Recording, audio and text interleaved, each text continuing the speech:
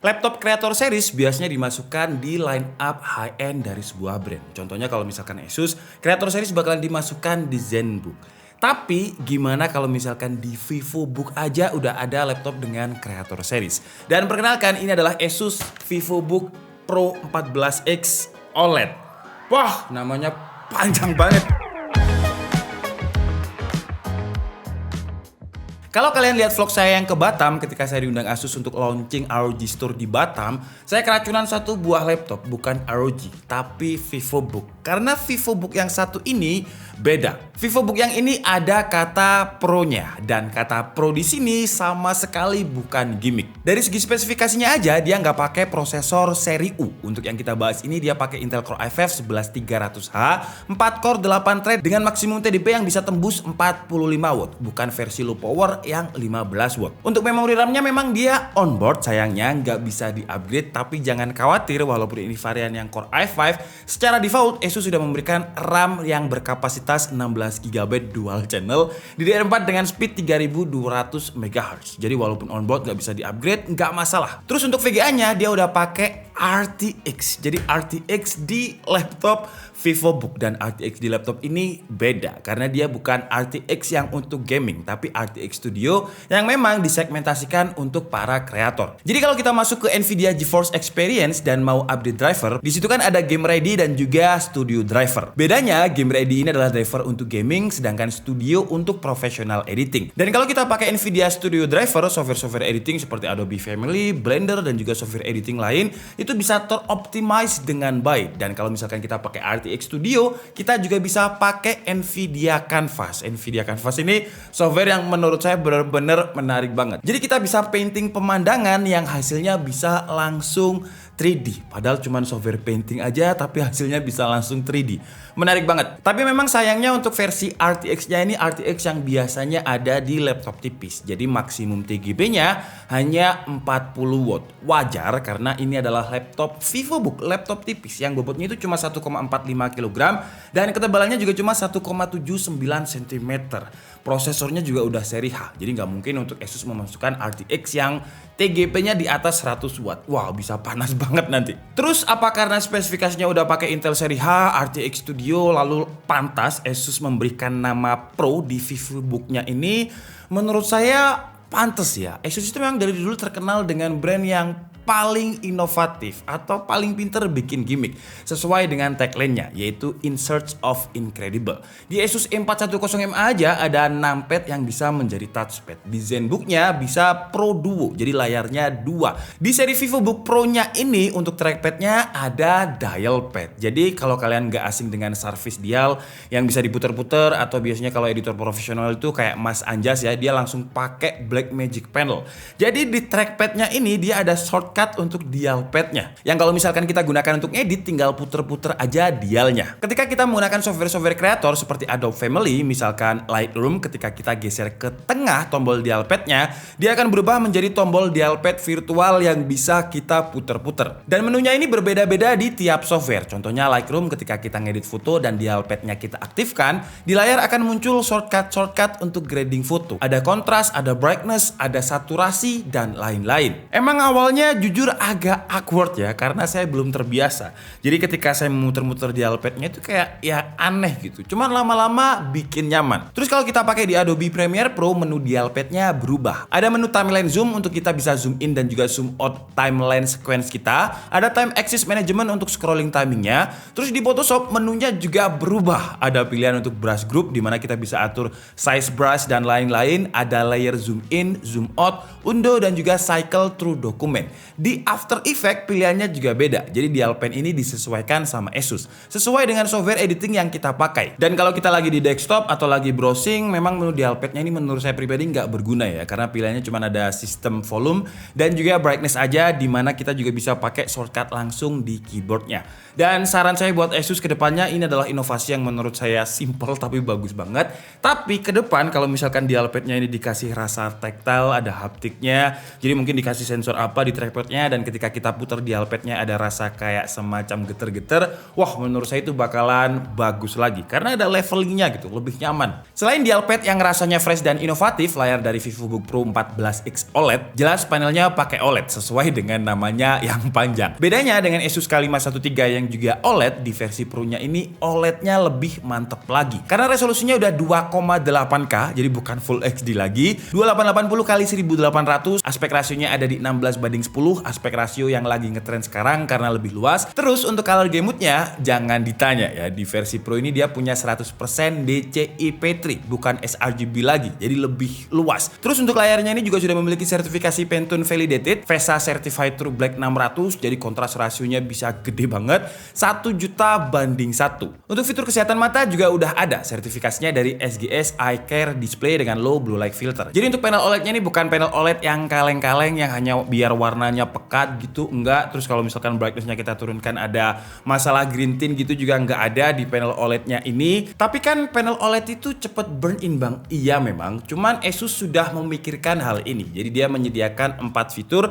yang di video sebelum-sebelumnya udah saya jelaskan. Jadi kalian tinggal masuk aja ke software Asus, di situ ada Asus OLED Care dan 4 fitur tadi untuk mengurangi gambar statik. Karena intinya panel OLED itu musuh utamanya adalah gambar statik. Dan walaupun Asus VivoBook Pro 14X OLED ini bukan laptop gaming, tapi dia dikasih refresh rate yang menurut saya cukup tinggi, 90 Hz dengan 0,2 millisecond response times. Jadi buat editing, browsing, scrolling rasanya lebih smooth dan lebih responsif dibandingkan layar yang ya hanya 60 Hz. Dari segi fitur dan juga spesifikasi udah sesuai dengan namanya, Pro banget. Tapi apakah secara desain dia juga bisa masuk ke Creator Series? Desain itu selera orang masing-masing, tapi kalau menurut saya sih desainnya ini kayak agak-agak industrial. Di bagian punggungnya pakai bahan material aluminium bukan plastik, terus logo Asusnya sih masih sama, cuman ada emblem tambahan yang muncul dan ada garis yang berbentuk barcode. Ada 2 varian dari Asus VivoBook 14X Pro OLED, ada yang cool silver seperti yang kita bahas ini, dan ada yang comet gray. Engselnya juga udah bisa dibuka dengan satu tangan. Jarang ada VivoBook yang bisa, tapi di versi Pro ini bisa. Di bagian keyboardnya mirip-mirip seperti keyboard mechanical 65% yang lagi rame sekarang. Jadi dia ada 2 warna dominan, white dan juga grey, terus tombol escape-nya berbeda sendiri dengan warna orange. Kalau di VivoBook biasanya tombol enter-nya kayak dikasih warna stabilo gitu.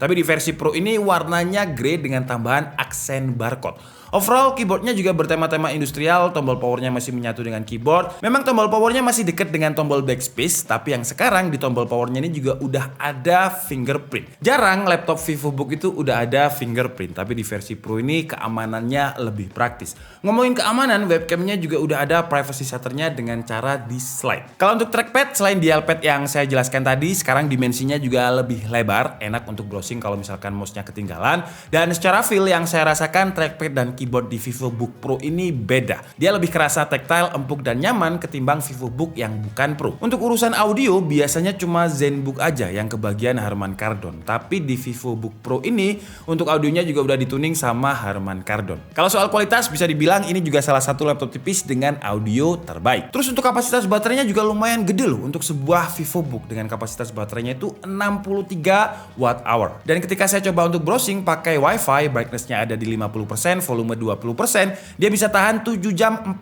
menit. Masih cukup banget digunakan untuk kerja, karena biasanya orang kerja itu kan ya 8 jam, tapi kan juga ada waktu istirahatnya. Kalau untuk waktu pengecasannya dari 20% ke 80%, dia butuh waktu sekitar 2 jam 10 menit. Terus untuk konektivitas dia udah pakai Wi-Fi 6, Bluetooth-nya juga udah versi yang low power, versi 5.1. Kalau untuk portnya dia punya satu buah USB 3.2 Gen 1 Type A, 2 buah USB 2.0 Type A, 1 buah USB-C Thunderbolt 4 yang juga udah support display dan juga power delivery, terus juga ada HDMI 1.4, audio jack combo, micro SD card reader dan juga input power. Terus karena dia pakai prosesor seri H yang up to 45 watt, RTX 3050-nya 40 watt, jadi sistem coolingnya beda. Kalau biasanya VivoBook yang non pro itu cuma single fan, single heat pipe, ini dual fan, dual heat pipe. Sistem cooling ini dinamakan Asus dengan Asus Ice Cool Plus teknologi, yang kita juga bisa custom fan profile-nya dengan 3 mode.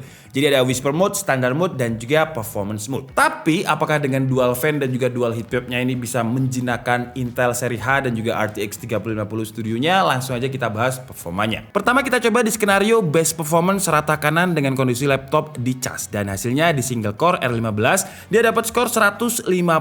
Kalau untuk performa multicore-nya dia stabil di kisaran 600-an poin. Running ketujuhnya tinggi banget dengan skor 709 poin. Running terendah ada di running ke-10 dengan 627 poin. Dan ketika kita loop sebanyak 10 kali ini, terbukti sistem coolingnya yang dual fan dual heat pipe ini cukup mampu untuk mendinginkan prosesornya. Di Cinebench R15 maksimum temperaturnya ada di bawah 90 dengan 85 derajat Celcius. Terus untuk powernya ketika kita colok ini dia juga sempat menyentuh 45 watt dengan speednya juga pernah menyentuh di 4600 MHz. Di skenario kedua kita coba di mode balance. Jadi power window-nya balance, laptopnya tidak kondisi dicas, dan hasilnya di single core-nya tidak ada penurunan performa dengan skor 153, tapi di multicore-nya ada penurunan performa dengan di running pertamanya itu 504, running keduanya turun menjadi 362, dan sisanya bisa kalian lihat di sini. Cuman di mode balance dan juga kondisi laptop tidak dicas ini untuk temperaturnya turun menjadi maksimumnya hanya 78 derajat Celcius, dan CPU package powernya juga turun dengan maksimumnya hanya ada di kisaran 41 watt. Lanjut kita hajar di TimeSpy stress test, dan hasilnya dia lolos dengan skor yang cukup tinggi juga 98,8%, dan untuk RTX 3050 Studio-nya di Fire Strike-nya mendapatkan skor 9261, di TimeSpy testnya 4063. Lanjut ke tes editing, pertama kita coba di Adobe Premiere Pro dengan template yang memang biasanya kita pakai. Dia mampu merender dengan durasi waktu yang kenceng 1 menit 20 detik. Terus lanjut ke Blender dengan template BMW, CPU rendernya mampu merender dengan durasi waktu 7 menit 50 detik, dan untuk GPU rendernya 9 menit 7 detik. Lanjut ke tes gaming, walaupun laptop ini bukan laptop gaming tapi nggak apa-apa, kita coba aja. Dan pertama kita coba di Dota dengan resolusi bawaannya ya, jadi 2,8K best looking di Dota, dan untuk average FPS-nya juga tinggi, playable banget dimainkan dengan average FPS ada di 72. Lanjut ke game Valorant dengan resolusi yang bawaan juga, jadi 2,8K 2880x1800, grafiknya ada di high. Untuk average FPS-nya juga masih di atas 60 dengan average 85an